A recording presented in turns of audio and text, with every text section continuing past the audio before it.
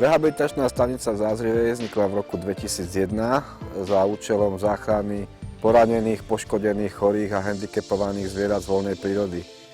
V tomto čase sme sa špecializovali v podstate len na dravé vtáky a sovy, ale čas potom ukázal, že treba rozšíriť našu pôsobnosť aj na iné živočíchy, pretože nám boli nosené už aj vodné vtáky a spevavce napríklad, ale pribudli časom aj cicavce. Takže sme svoje kompetencie rozšírili na všetky voľne žijúce zvieratá na Slovensku.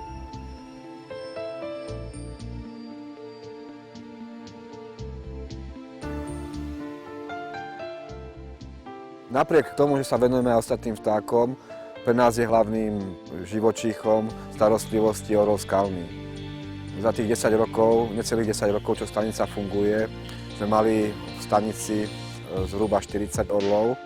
Z toho bola asi polovica mláďatá, ktoré sa potom využívali v rámci adopcie a v rámci vypúšťania do prírody.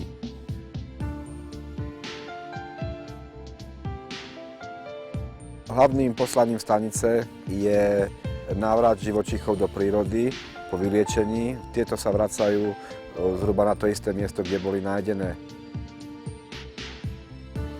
Okrem tejto funkcie stanica spĺňa aj funkciu takého ekocentra. Chodia nám sem návštevníci, hlavne deti, ktoré sa dozvedia všetky potrebné informácie o rehabilitácii, o tom, ako majú postupovať a rôzne iné veci z ochrany prírody, ktoré sú potrebné pre pobyt v prírode alebo proste pre záchranu zvierat napríklad. Ročne stanicu navštívi v súčasnosti, tu nám tak vychádza okolo 1000 návštevníkov. Prioritou stanice je doteraz orol skalný, ktorému sa venujem už 20 rokov.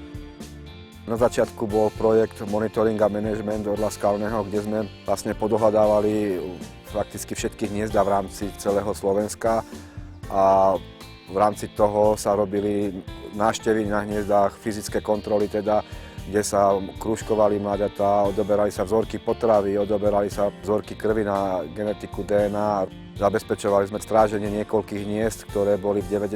rokoch veľmi intenzívne vykradané. Ďalej tento projekt sa potom rozšíril o taký reintrodučný program. V Českej republike vznikol projekt Návrat orla skalného. Najskôr to bolo do Moravskoslezských Beskyd.